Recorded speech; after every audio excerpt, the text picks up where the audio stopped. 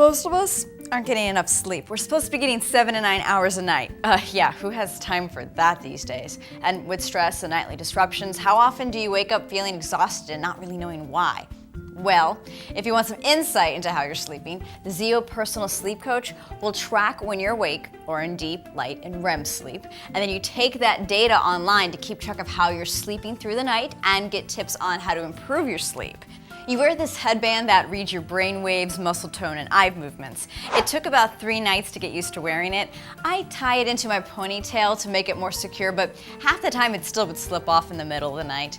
Now the alarm has a feature called Smart Wake, where right before you're supposed to get up, you can have it go off a little earlier when you're in transition from REM to light sleep. Supposedly that makes you less groggy rather than waking up in the middle of a dream. And you know what, I guess it did, but I'm a snoozeaholic anyway. And put simply, it just is really kind of cool to wake up and see your sleep cycle, and if you woke up at all in the middle of the night, something we don't even remember doing most of the time.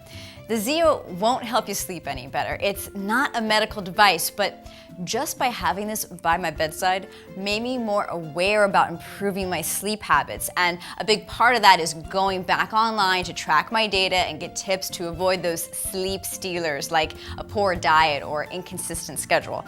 Now, it's not cheap. The Zeo is $200, and every 3 months, these headband sensors will wear out, which will set you back another $15 every time you need a new one.